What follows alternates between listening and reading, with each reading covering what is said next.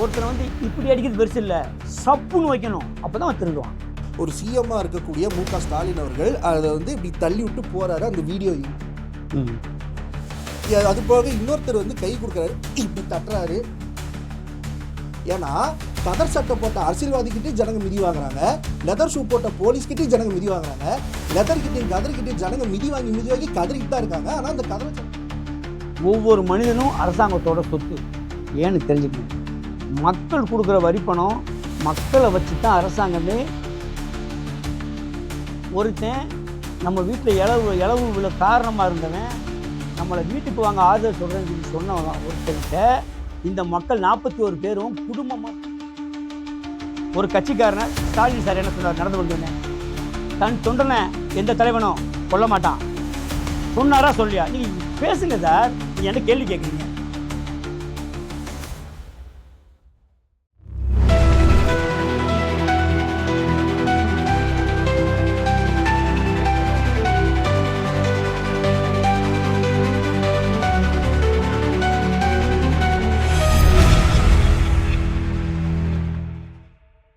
இல்லை இப்போ இது வந்து இது இப்போ மது விலக்கை நிறுத்திட்டா குடிக்கிறது நிறுத்திடுவாங்களான்னு கேட்குற கேள்வி நல்லா இருக்கு. பட் இது எப்படி இருக்குன்னா, இப்போ நாங்கள் வந்து கொலை பண்ணுறதுக்கு நாங்கள் ஒரு ஐபிசி விடலைன்னா வந்து ஜனங்க கொலை பண்ணுறது நிறுத்திடுவாங்களான்னு கேட்குற மாதிரி இருக்கு. இப்போ கொலை பண்ணுறது நடக்கும் தான், ஆனால் அந்த கொலையை தடுக்கிறதுக்கும் இனி அடுத்து வர்றவங்க வந்து அந்த வன்முறையை கையில் பெருசாக எடுக்காமல் இருக்கிறதுக்கு ஏதாச்சும் ஒரு ஆக்டிவிட்டி, ஏதாச்சும் ஒரு மெஷர் எடுக்கணும்னா ஐபிசியில் அதுக்கு நம்ம ஒரு லா பாஸ் பண்ணுவோம். ஏன் சார் இப்படி இருக்கிற மக்கள், பெண்கள் இப்போ டிவிக்கேன்னு கற்று ரோடு பூரா சுற்றுதுல்ல பிள்ளைய. டிவிக்கே மட்டுமா கத்துறாங்க? டிஎம்கே எல்லாமே கத்துறாங்க. ரைட் வச்சு ஒரு ஆளை நான் சொல்ல விரும்பலை. இந்த பெண்கள்லாம் சேர்ந்து இந்த குடினால் வந்து பாதிக்கப்படுறது பெண்களும் குழந்தைகளும் தான் அவங்களுக்கே தெரியல. அவங்க என்ன செய்யணும்? கவர்மெண்ட்டை முழுமையாக எகுத்து, இந்த கவர்மெண்ட்டாக இருக்கட்டும், நாளைக்கு வர கவர்மெண்ட், நேற்று இருந்த கவர்மெண்ட்டாக இருக்கட்டும், முழுசாக எகுத்து எங்களுக்கு சாராயம் வேண்டாம், எங்களுக்கு இலவசமும் வேண்டாம். சாராயத்தை குடிச்சிட்டு இலவச நீ கொடுக்க எனக்கு எதுவுமே வேண்டாம். அதாவது சாராயம் வேண்டான்னு பெண்கள் போராட்டம் இது வரைக்கும் பண்ணதே இல்லைன்னு சொல்ல. ஏன் பண்ணலை? ஏங்க, ஒருத்தனை வந்து இப்படி அடிக்கிறது பெருசு இல்லை, சப்புன்னு வைக்கணும், அப்போ தான் அவன் திருடுவான். அதனால் 4 பேர் போய் ஒரு மதுக்கடைக்கு முன்னால் போராடுவோம் கைதுக்கிட்டு வீட்டுக்கு வர்றது பெருசு இல்லை. ஜல்லிக்கட்டுக்கு சேர்ந்தாங்கள, அது மாதிரி பெண்களுடைய கூட்டங்கள் சேர்ந்து இனி வரும் எந்த ஆட்சியும் மதுவிலக்கை அமுல்படுத்தினால் மட்டுமே உங்களுக்கு ஓட்டுன்னு சொல்லுங்க. இப்போ என்னன்னா, ஜனங்க வந்து இப்போ ஒரு பிரச்சனை வந்துச்சுன்னா இதுக்கு போராடு, இங்கே ஒரு பிரச்சனை வந்துச்சுன்னா அதுக்கு போராடு அப்படின்னும் போது சர்வைவலை நோக்கி ஓடிட்டு ஏற்கனவே வாழ்க்கையே போராட்டமாக இருக்கிற ஒரு பாமர ஜனங்க கிட்ட எல்லா பிரச்சனையும் போராடு, எல்லா பிரச்சனையும் நீ வந்து வாழ்க்கை அப்படின்னும் போது அவங்களுக்கான அந்த கவர்னன்ஸ் அங்கே என்னதான் பண்ணு. வாழ்க்கையை போராட்டமாக ஆக்கிக்கிட்டதே நீங்கள் தான். திருப்பி சரியான பக்கமே இப்படி கை நீட்டினா என்ன சார் அர்த்தம்? சரி, இவங்களை என்ன செய்ய சொல்கிறீங்க? இன்றைக்கி வர்ற இப்போ இருக்கிற அரசாங்கமாக இருக்கட்டும், நீ நாளைக்கு அமைய போகிற அரசாங்கம், இந்த அரசாங்கம் போல் ஏதோ ஒன்று இருக்கட்டும், இவங்க என்ன செஞ்சால் மக்கள் சந்தோஷமாக இருப்பாங்க சொல்லுங்கள். நான் இப்போ உங்களை கேட்குறேன், நீங்கள் என்னைய கேட்டீங்க, நான் சொல்கிறது உங்களுக்கு வந்து பூராமே எடக்கா பேசுகிறானேன்னு சொல்லி தோணுது. நான் உங்களை கேட்குறேன். இல்லை, ஆக்சுவலாக கேள்வி கேட்டு பதில் சொல்கிறவங்க மத்தியில் கேட்ட கேள்வியை மறக்கடிக்கிற மாதிரி நீங்கள் பேசிகிட்டு இருக்கீங்க. அதனால் சில விஷயங்களை நான் மறந்துடக்கூடாதுன்னு லாக் பண்ணி உங்ககிட்ட நான் கேட்டுனுக்கிறேன்.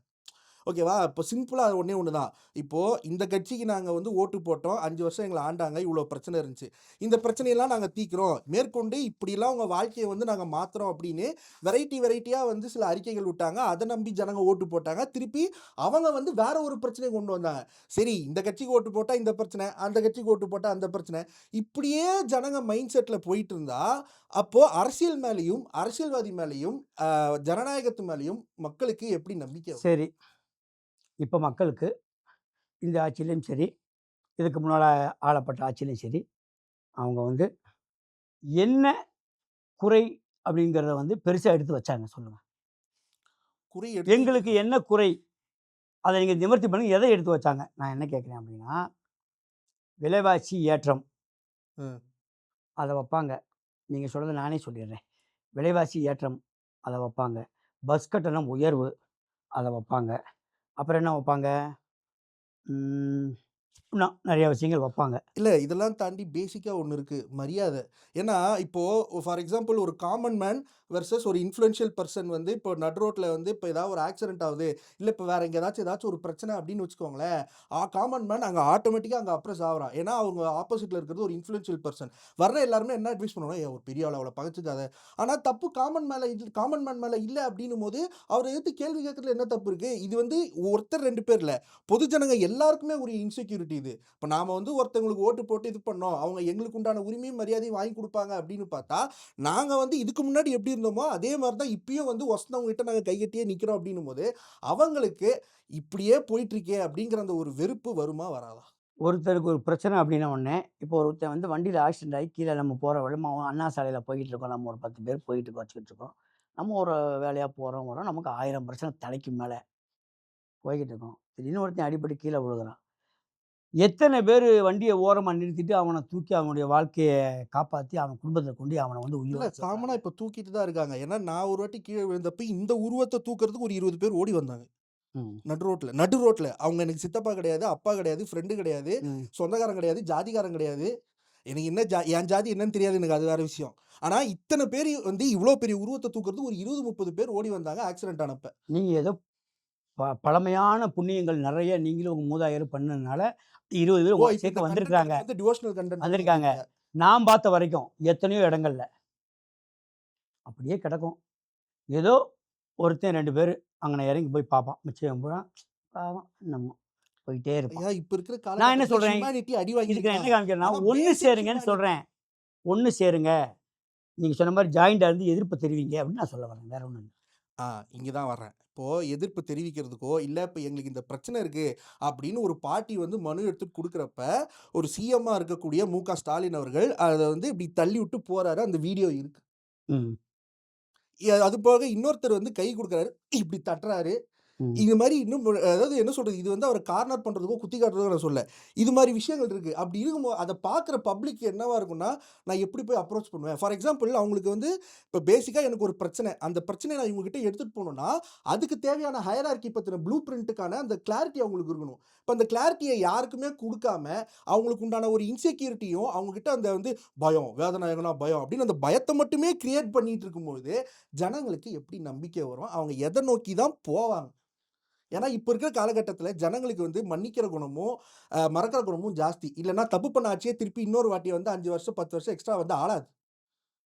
அப்படி இருக்கிற பட்சத்தில, ஜனங்களுக்கு அதாவது சூரிய வெளிச்ச ரேஞ்சுக்கு விடிவு காலம் வேணும்னு கூட சொல்லல. இதோ இப்ப இந்த வெளிச்சம் இருக்குல்ல, இந்த இந்த இந்த இந்த பாக்ஸ் இருக்குல்ல, அந்த பாக்ஸ்ல வர தவ்ளூண்டு வெளிச்சமாவது எங்களுக்கு கிடைக்காதா? அப்படின்னு 5 வருஷத்துக்கு ஒரு தடவ விரல அழுக்காக்குற கூட்டம் இன்னும் இருக்கு. ஏன்னா, கதர் சட்டை போட்ட அரசியல்வாதிகிட்டயும் ஜனங்க மிதி வாங்குறாங்க. லெதர் ஷூ போட்ட போலீஸ்கிட்டயும் ஜனங்க மிதி வாங்குறாங்க. லெதர் கிட்டயும், கதர் கிட்டயும் ஜனங்க மிதி வாங்கி கதறிட்டு தான் இருக்காங்க. ஆனா, அந்த கதறல் சத்தம் இன்னும் அடங்கல. இது வந்து சினிமா டயலாக்ன்னு நீங்க சொல்வீங்க. ஏன்னா, விஜயும் அப்படித்தான் சொல்றீங்க. இது வந்து சினிமா டயலாக் கிடையாது. இப்ப இருக்கக்கூடிய ஹார்ஷ் ரியாலிட்டி பீரியட். இது மொத்தமா மாறணும்னு பேராசைப்பட்டு நான் கேட்கல. நீங்க சொல்றீங்கல்ல, ஆசைப்படுறது எல்லாருக்கும் உண்டுன்னு. அந்த மாரி ஏதாச்சும் ஒண்ணு மாறிடாதா? ஏதாச்சும் ஒண்ணு விளங்கிடாதா? ஏன்னா, இப்பவும் வந்து நீங்க இந்த சென்னை ஃபோர்ட்லயோ, இல்ல சென்னை பீச்லயோ ஒரு லோக்கல் ட்ரெயின் புடிச்சு நீங்க டிராவல் பண்ணீங்கன்னா, இந்த பிரிட்ஜ் வழியா அப்படி எட்டி பார்க்கும்போது ஏகப்பட்ட தகர வீடுகள் இருக்கும். அந்த தகர வீடு இன்னைக்கு நேத்து வந்ததில்ல. வருஷக்கணக்காவே அது தகர வீடா தான் இருக்கு. இந்த நிலைமை வந்து அந்த தகர வீட்டுக்கு மட்டும் இல்ல. அந்த தகர வீட்டுக்குள்ள வாடுற அந்த ஜனங்களுக்கும் சேர்த்து. இதெல்லாம் என்னைக்கு மாறும்? இல்ல அதுலருந்து ஏதாச்சும் ஒண்ணையாவது மாத்தி அந்த சந்தோஷத்த பார்த்து நாங்க கண்ண மூடிற மாட்டோமா? அப்படின்னு காத்துட்டு இருக்கேன். ஓகே. ஸ்டாலின் சார் வந்து கைய தட்டி விடுறாரு. மனு வாங்கல. அதனால அவர் வந்து ரொம்ப மக்கள வந்து மதிக்கல. அப்படிங்கிறது உங்களுடைய மதிக்கல. மக்கள ஒரு மதிக்கிறேன்ல. இப்படி ஒண்ணு நடந்துச்சே, இதுக்கு என்ன பதில் வச்சிருக்கீங்கன்னு தான் நான் ஆ கேட்கிறேன். சரி. ட்விஸ்ட் பண்ணுங்க. அந்த குமுறுகிற மக்கள் மக்கள் அந்த பக்கம் வாங்க. அதே மக்கள் தான், அதே தமிழ்நாட்டு மக்கள் தான் இங்க. 41 பேர் செத்து போயிட்டான். ம். அவன எப்படி மன்னிக்கிறாங்கன்னு தான் எனக்கு தெரியல. 41 பேர் செத்து போயிட்டான். நீ பஸ் மேல இருந்து சேஃபா இருக்கிற. அழகா பஸ்ஸுக்குள்ள இறங்கி உன் பஸ்ஸ நகர்த்திட்டு நீ போயி ஃப்ளைட் பிடிச்சு வீட்ல போய் படுத்துட்ட. இங்க 41 பேத்துக்கு சம்மந்தப்பட்ட கடமை. அதாவது நல்லா தெரிஞ்சுக்கங்க. ஒவ்வொரு மனிதனும் அரசாங்கத்தோட சொத்து. ஏன்னு தெரிஞ்சுக்கங்க. மக்கள் குடுக்குற வரி பணம், மக்கள வச்சு தான் அரசாங்கமே இந்தியா இல்ல உலகம் பூரா நடக்குது. யாரும் தன்னுடைய வீட்டிலேருந்து காசை கொண்டு வந்து இங்கே யாரும் அரசியல் பண்ணலை. எந்த சிஎம்மும் பிஎம்மும் யாரும் பண்ணலை. அனைவரும் இங்கே எடுத்து தான் அங்கே கொடுக்குறாங்க. அப்போ மக்கள் வந்து ஒரு அரசாங்கத்தின் சொத்து. ஒவ்வொரு மனிதங்க தலையிலையும் எப்படி கடன் இருக்கோ அதே மாதிரி ஒவ்வொரு மனிதனுடைய நலன்களையும் அரசாங்கத்துக்கு அக்கறை இருக்கணும். இந்த வார்த்தை நீங்கள் நல்லா நான் சொல்ல நல்லா தெளிவாக தெரிஞ்சுக்கங்க. இருக்கணும். இப்போது இந்த மக்கள் இங்கே ஏடகுடமாக வந்து மாட்டி சிக்கி செத்து போயிடுறாங்க. ஒருத்தர் வந்து ஒருத்தரை பார்க்க வந்து அவர் கிளம்பி வீட்டில் போய் படுத்துடுறாரு. இவங்க வந்து இங்கே ஒன்றும் இல்லாமல் அதாகி இதாகி முடித்து எல்லாம் போய் வீடு போய் சேர்ந்துடுறாங்க. இவர் அங்கே வந்து மக்கள் என்ன ஆங்கினாங்க ஏதானாங்கன்னு பார்த்து அங்கே ஒரு ஆறுதல் சொல்லி அங்கே அந்த கொடுக்க வேண்டிய பணத்தை அங்கேயே கொடுத்து அதே பண்ணி அதை பண்ணிட்டு வீட்டுக்கு வந்துருக்கலாம். ஒரு 2 3 நாள் கழித்து வந்து கூட இருந்திருக்கலாம். அவர் வீட்டில் போய் உட்காந்துக்கிட்டு நீங்கள் என்னையை பார்த்து என்கிட்ட வந்து ஆறுதல் வாங்கிட்டு போங்கன்னு சொல்லும்போது இந்த 42 குடும்பத்தில் இருந்த ஒரு குடும்பத்தை தவிர 41 குடும்பமும் ஏன் போச்சு? கரெக்டான கேள்வி. ஆனால் நான் என்ன கேட்குறேன், 41 குடும்பமும் வெக்கம் விட்டு மானம் விட்டு ஒருத்தன் நம்ம வீட்டில் இளவு விழ காரணமாக இருந்தவன் நம்மளை வீட்டுக்கு வாங்க ஆறுதல் சொல்கிறேன்னு சொல்லி சொன்ன ஒருத்தங்கிட்ட இந்த மக்கள் 41 பேரும் குடும்பமாக பஸ்ஸு வச்சு போய் அங்கே இறங்கி அவரை பார்த்துட்டு கண்ணீர் விட்டுட்டு கதறிட்டு அந்த காசை வாங்கிட்டு வர்ற அளவுக்கு இவங்க இருக்காங்களே, இவங்களை என்ன செய்யலாம்? அந்த மனுஷன் வந்து வெளியே வந்தாலும் இப்படி பிரச்சனையாகுது ஆகட்டும். அப்படின்னு அந்த மனுஷன் வெளில வரனாலும் திட்டுறீங்க. ஏங்க ஒன்றுமில்ல, சைக்கிள் ஓட்டிகிட்டு வர்றாரு. சரி, அவர் விஜய் சார் வந்து சைக்கிள் ஓட்டிகிட்டு வர்றாரு. பின்னால் ஒரு 100 பேர் பாதுகாப்புக்கு வர்றான். வண்டி வேன் வருது. அவரோட ரசிகன் தான் ஒருத்தன். சரி, அவன் என்ன செய்கிறான்னா ஒரு பந்து மாதிரி பூவை ரெடி பண்ணி அப்படி கொண்டாந்து அவனும் அவன் போட்ட விதமும் அது மாதிரி தான். எப்படி போட்டான்னா அப்படி போட்டான். அந்த விழுந்தது என்னன்னு கூட இவர் பார்க்கல. பூவை தான் அவன் போட்டான். அவன் குண்டு போடல, அது போடல, இது போடல. விழுந்தது என்னன்னு எட்டி பார்த்துட்டு புர்றா அவனை. இதே அந்த இடத்துல வயதான ராமதாஸ் இருந்திருந்தாலும், சிஎம் சார் இருந்திருந்தாலும், எடப்பாடி சார் ஐயா இருந்திருந்தாலும், சீமா இந்த கட்சி இன்னைக்கு இருக்கிற மொத்த தலைவர் இருந்திருந்தாலும் இந்த மாதிரி விட்டு போட்டு தலைதெறிக்க ஓடி போய் வண்டியில் சைக்கிளில் ஒரு 40 வருஷம் தூக்கிட்டு ஓடுறான் பின்னால். நமக்கு எதுக்கு இந்த பொழப்பு? சரி, நமக்கே உயிர் மேலே பயங்கரமான ஆசை இருக்குது. 100 வருஷம் வாழணும்னு ஆசை இருக்குது. அடிபடாமல் வாழணும்னு ஆசைப்படுறதுக்கு ஆசை இருக்குது. யார்ட்டையும் பேச்சு வாங்காமல் வாழணும்னு ஆசைப்படுறதுக்கு. செய்தியாளரை பார்த்தா இருங்க சார், செய்தியாளரை பார்த்தா நடுங்குறோம். பேட்டி கொடுக்காம போனால் ஒரே தலைவர் யாரும் இவர் தான் இந்த நிமிஷத்து வரைக்கும். போய் உட்காந்துக்கிட்டீங்க. ஏன் போய் உட்காருங்க? உங்களுக்கு எதுக்கு இவ்வளவு பயம்? இவ்வளவு பயம் உள்ளவர் வந்து எல்லா தொழிலையும் பிரச்சனை இருக்குது. அவர் சினிமாவில் வந்து அந்த அம்மா கூட நடிச்சிட்டாரு, இந்த அம்மா கூட நடிச்சிட்டாரு, கத்தி இப்படி சுற்றிட்டாரு, அப்படி சுற்றிட்டாரு, அதில் போய் அதனால் வந்து அவர் எங்களுக்கு வேணும்னு பெண்கள் உங்களை சேர்த்து கோஷம் போடுறீங்களே, அது எந்த வகையில் வந்து உங்களுக்கு வந்து அது உங்களுக்கு ஒரு அசிங்கமாகவும் நமக்கு ஒரு சங்கடமாகவும் நம்ம தாய்மார்கள் நினைக்கும் போது சங்கடமாக தெரியலையா? இவ்வளோ கேவலமான பேச்சுக்கெல்லாம் பேசியிருக்காங்க உங்களுக்கே தெரியும். நான் தனித்தனியாக சொல்ல விரும்பலை, ஏன்னு கேளுங்க. அது சொன்னால் அது நல்லா இருக்காது. நம்ம வீட்டிலே இப்போ இருக்கிறாங்க எவ்வளோ விஷயங்கள். இதெல்லாம் எதுக்கு பேசணும்? நீ துணிச்சலானவன் என்ன செய்யணும்? களை இறங்கணும். சாவு வரட்டும். சாவுப்பா. இந்திரா காந்தி அம்மையார் முன்னாள் பிரதமர் சுடப்பட்டு கொண்டாங்க, செத்தாங்க. ராஜீவ்காந்தி குண்டு போய் வெடித்து செத்தாரு. காந்தி 60-70 வருஷமா வெள்ளைக்காரங்க சண்டை போட்டுக்கிட்டு இருந்தார். நம்ம காந்தி, மகாத்மா காந்தி, தேசத்தந்தை. அவன் கொள்ளலை. 47 சுதந்திரம் கொடுக்குறான், 48 நம்ம கொள்கிறோம். என்ன செய்யலாம்?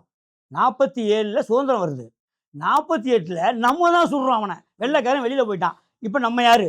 எனக்கு இதுதான் பயமா இருக்கு. ஏன்னா 41 பேர் செத்ததை பத்தி பேச ஆரம்பிச்சு நீங்க 47 48க்கு போயிட்டீங்க. எனக்கு இப்போ திரும்பவும் சொல்றேன், இப்போ நான் கேட்ட கேள்விக்கு திரும்ப உங்களை கம்பேக் கொண்டு போறது எனக்கு கொஞ்சம் கஷ்டமா இருக்கு. இப்போ நான் புதுசா ஒன்று கேட்குறேன். இந்த 41 பேர் இறந்தது உண்மை. ஆனா அந்த 41 பேருடைய இறப்புக்கும் ஒருத்தர் தான் காரணமா அப்படின்னு கேட்டா அங்க ஒரு நீ காரணம் இல்லை. இது நடந்தது விபத்து.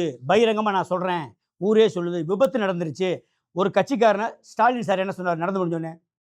தன் தொண்டனை எந்த தலைவனும் கொல்ல மாட்டான் சொன்னாரா சொல்லியா? நீங்கள் பேசுங்க சார். நீங்கள் என்ன கேள்வி கேட்குறீங்க?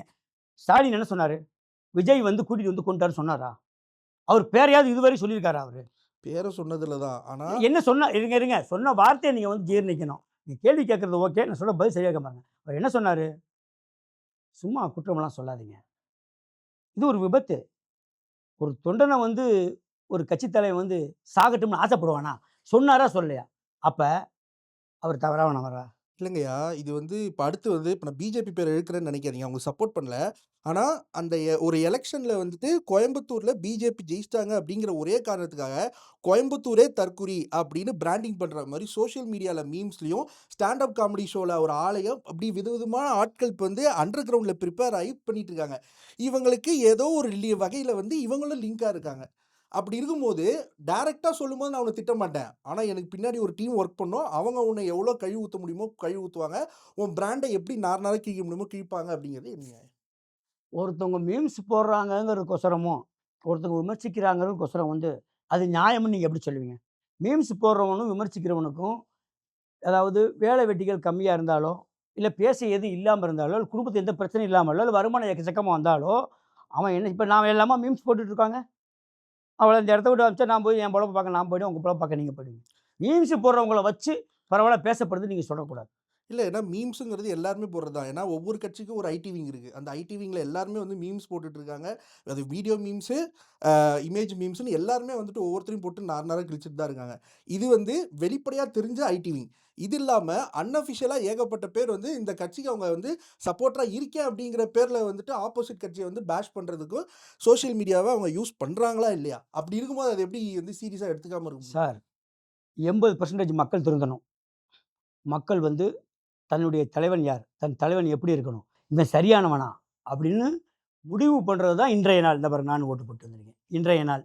இன்றைய நாள்ல நீ செய்ற மிகப்பெரிய தவறுகள், உன்ன 5 வருஷம் வச்சு செய்யும். வச்சு கொல்லும். இன்றைய நாள் சரியான வேலைய நீ செஞ்சியா? நீ போடுற நீ செலுத்தின வாக்குரிமைய சரியான இடத்துல செலுத்தினியா? இது இப்ப இன்னொன்னு வரேன். இப்போ இந்த வாட்டி தேர்தல்ல வந்து பார்த்தீங்கன்னா, கிருஷ்ணகிரி மாவட்டத்தில ஒரு 50 கிராம தேர்தல புறக்கணிச்சிருக்காங்க. வேங்கை வயல் பிரச்சனை இன்னும் சால்வ் ஆவல அப்படின்னு சொல்லிட்டு வேங்கை வயல் மக்கள் வந்து தேர்தல புறக்கணிச்சிருக்காங்க. திருப்பூர் மாவட்டத்தில 80,000 குடும்பங்கள் இருக்கக்கூடிய ஒரு கம்யூனிட்டில இந்த தேர்தல புறக்கணிச்சிருக்காங்க. இப்ப நான் சொன்ன டீட்டெயில் கம்மி தான். இன்னும் ஒரு சில பேர் பார்த்தீங்கன்னா, ஏகப்பட்ட பேர் எங்க பிரச்சனை வந்து சால்வ் ஆகவே இல்ல அப்படின்னு சொல்லிட்டு தேர்தல புறக்கணிச்சிருக்காங்க. இப்ப நான் என்ன கேட்கிறேன், ஓட்டு வந்து போடுறது தான் வந்து மக்களுடைய கடமை அப்படின்னும் சொல்றீங்க. இப்போ அவங்க ஓட்டு போட்டாலும் அவங்க பிரச்சனை மாறுறதில்ல. இந்த மாரி தேர்தல புறக்கணிக்கும்போதும் வந்து, "உனக்கு ஜனநாயக கடமை இல்ல" அப்படின்னு ஜனங்கள திருப்பி பார்த்து கேட்கிறீங்க. எல்லாத்துக்கும் ஜனங்கள இப்படியே காமிச்சிட்டு இருந்தா, எப்போ இந்த சைடு பாயிண்ட் அவுட் பண்ணுவீங்க? இந்த சைடுல இருக்கிற பிரச்சனைகள வந்து தீர்ப்பீங்க? அதுக்கு தான் சார் இப்ப சொன்னேன். உனக்கு தேவையானவன, உனக்கு உனக்கு உண்டானவன நீ கூட்டமா சேர்ந்து சரியா, முறையா தேர்ந்தெடுத்துக்க. அதுதான். ஓடுறவனையும், ஒடியாரவனையும், பயப்படுறவனையும், அ எதுவுமே ஒரு ஒழுக்கம் இல்லாதவனையும், எதுவுமே இல்லாதவனையும் நீ தேர்ந்தெடுத்து வச்சுக்கிட்டு, நீ வந்துட்டு எனக்கு அத செய், இத செய்னா அவன் எப்படி செய்வான்? சார், இப்ப உங்களுக்கு ஒரு பெர்ஸ்பெக்டிவ் இருக்கு. எனக்கு ஒரு பெர்ஸ்பெக்டிவ் இருக்கு. உங்க பெர்ஸ்பெக்டிவ்ல வந்து 9 6ஆ தெரியும். என் பெர்ஸ்பெக்டிவ்ல 6 9ஆ தெரியும். இப்ப தான் கரெக்ட்டா வந்துருக்கீங்க. ஓகேவா? ஆமா. அப்படி ஒவ்வொருத்தருக்கும் ஒவ்வொரு பெர்ஸ்பெக்டிவ் இருக்கும்போது, தப்பு, ரைட்டுங்கிறது கூட 2ஆம் பட்சம். அவங்களுக்குன்னு ஒரு பெர்சனல் சாய்ஸ் இருக்கு. அந்த பெர்சனல் சாய்ஸ்க்கு மதிப்பு குடுக்கறத பத்தி இப்ப எவ்வளோ டிபேட் போயிட்டு இருக்கு. சரி அவங்க ஏதோ ஒரு காரணத்துக்காக அது இது பண்றாங்க அப்படின்னும்போது, அவங்க சாய்ஸ் படி இப்படி விட்டுற வேண்டியது தானே. இப்போ அவங்களோட சாய்ஸ வச்சு அவங்கள ஜட்ஜ் பண்றதும், அவங்களுடைய அறிவ வந்து கொச்சையா பேசுறதும் எந்த வகையில நியாயம்? யார் அறிவ யார் கொச்சையா பேசுறா? நான் இப்ப தான் சொன்னேன். புத்திசாலித்தனமா இருங்கன்னு தானே சொல்றோம். புத்திசாலித்தனமா இருங்கன்றீங்க. ஆனா அதுக்கு பின்னாடியான இன்டென்ஷன் என்ன நான் வருதுன்னா, சொல்லல. எல்லாருமே சொல்றாங்க. மக்களே விழிப்போட இருங்க. புத்திசாலித்தனமா இருங்க. அதாவது எல்லா பக்கமும் சாராய கடை இருக்கு. எல்லாரும் குடிச்சிட்டு போய் வீட்ல படுக்குறானா? சொல்லுங்க. ஒரு 40% குடிக்கிறான். 50 பேர் குடிக்கிறதில்ல. ஏன் இவன் மட்டும் குடிக்காம போறான்? அவனுக்கு தெளிவு இருக்கு. இத குடிச்சோம்னா, நம்ம குடல் வேகும், குடும்பம் கெடும், சீக்கிரம் செத்து போயிருவோம். நம்ம ஜெனரேஷன் வந்து கஷ்டப்படும். விக்கத்தான் செய்வான். அந்த கடைக்கிட்ட போகும்போது நம்ம மூக்க மூடிட்டு போயிறணும்னு அவனுக்கு தெரியும். குடிக்கிறதே தப்புனா, குடியை கெடுக்கும், குடிப்பழக்கம் உடல் நலத்தை கெடுக்கும் அப்படின்னு ஸ்டேச்சுரி வார்னிங் போட்டு அத விக்கிறது வந்து எந்த வகையில நியாயம்? விக்க விடாத, வாங்கி குடிக்கிற உன் புருஷன் அதத்தான் நான் சொன்னேன். முதல்லயே சொன்னது தான். விக்க விடாத. கவர்மெண்ட் நீ உன்னுடைய வேலையாள். சேவகன். உனக்கு எது தேவையோ அதத்தான் அவன் விக்கணும், வாங்கணும். இத்தனை மக்கள் இருக்கீங்க, இத்தனை பெண்கள் இருக்கீங்க, இத்தனை குடும்பம் கெடுதில்ல. நீ என்ன செய்யணும்? ஒண்ணா சேருங்க. வார்டு வாரியா, வட்ட வாரியா, அ மாவட்ட வாரியா ஒரு இத்தனை செல்லு வச்சிருக்கீங்க. போடுங்க, சேருங்க. ஜல்லிக்கட்டுக்கு சேர்ந்த மாரி சேர்ந்து நின்னு, மதுக்கடையே இருக்கக்கூடாது அப்படின்னு சொல்லி முடிவு பண்ணுங்க. 2 நாள் போராடுங்க, 3 நாள் போராடுங்க, 4வது நாள் அதுவா போயிட்டு போகுது. சரி, இப்ப நான் இன்னொன்னு கேட்கிறேன். இப்போ வந்து ஒருத்தவங்க ஒரு விஷயத்த எதிர்த்து நிக்கணும் அப்டின்னும்போது, அவங்க வந்து போராடணும். இல்லன்னா வந்து அதிகாரத்த கைப்பற்றதுக்கு அவங்க ஏதாச்சும் ஒண்ணு பண்ணணும்னும்போது, ஐஏஎஸ்க்கோ, ஐபிஎஸ்க்கோ படிக்கிறாங்க. இல்ல வந்துட்டு அரசியல்ல சேர்றாங்க. எல்லாம் ஓகே. ஒட்டுமொத்த ஜனங்களுமே ஐஏஎஸ், ஐபிஎஸ் படிக்க முடியுமா? ஒட்டுமொத்த ஜனங்களுமே அரசியல்ல போய் குதிக்க முடியுமா? எத்தன பேருக்கு அந்த அதிகாரம் இருக்குன்னு நீங்க நினைக்கிறீங்க? அதாவது இப்போ எல்லா ஒரு அரசியல்ல ஒரு குதிக்க காமன் வேணாம் சார். ஆ அரசியல பாருங்க. நடக்கிற விஷயங்கள பாருங்க. அது நல்லது கெட்டத கணிங்க. கெட்டத தூக்குங்க. நல்லத சேருங்க. எப்படி வாழும் முறைய கத்துக்கிட்டு வாழ கத்துக்கங்க. ஆ அரசியல் நீங்க நீங்க கவுன்சிலர் ஆயிரணும், நான் கவுன்சிலர் ஆயிரணும், இவர் எம்எல்ஏ பண்ண எத்தன பேர் ஆள் எல்லாமே பல்ல தூக்கணும் பல்லக்குல உட்காரணும் தூக்குறவன் யாரு? அனைத்து பிள்ளை பிறக்கிற பெண்ணுக்கு ஒரு ஹாஸ்பிட்டலில் குழந்தை பெற்றா அதுக்கு ஒன்று, படிக்கிற பிள்ளைகளுக்கு உணவு, படிக்கிற பிள்ளைகளுக்கு புஸ்தகம். ஒரு கவர்மெண்ட் ஆளுது அப்படின்னா அந்த மக்களுக்கு அது என்னென்ன செய்யுது அப்படிங்கிறது அதை நீங்கள் இதில் போட்டு டச் பண்ணிங்கன்னா வரும். அதை எல்லாம் பார்த்தீங்கன்னா நீங்களே ஆடி போயிருவீங்க, அசந்து போயிருவீங்க. உங்கள் பணத்தை, உங்கள் உரிமையை உங்களுக்காக ஒதுக்க சிட்டிசன் படம் மாதிரி தான் இப்போ நான் பேசிக்கிட்டு இருக்கேன். அந்த அமைப்பு மூலியம் அது வந்துருச்சு. நீங்கள் இன்றைக்கி இருக்க மொபைலை வச்சு நீங்கள் எப்படி பேசலாம்? வேணாண்ணா. நான் சொல்றது நல்ல தயவுசெய்து கேளுங்கண்ணா. ஒன்றும் அரசியல்வாதி மாறணும், இல்லைன்னா ஓட்டு போடுற மக்கள் மாறணும். நீங்கள் இந்த கட்சி வருமா, அந்த கட்சி வருமா, இவன் பெரியவனா, அவன் பெரியவனா, இவன் என்ன செஞ்சா, அவன் என்ன வச்சா நீங்கள் கேட்கல. கேட்ட கேள்வி பூரா மக்கள் கஷ்டப்படுறாங்க, இவங்களை இருந்த அரசியல்வாதிகள் எப்படி காப்பாற்ற போகிறாங்க கேள்வி தான் இப்போ வந்ததுலேருந்து ஆமா. நீங்கள் வச்சுக்கிட்டு இருக்கீங்க. அதுக்கு தான் அப்புறம் உங்கள் பதில் சொல்லிட்டீங்க.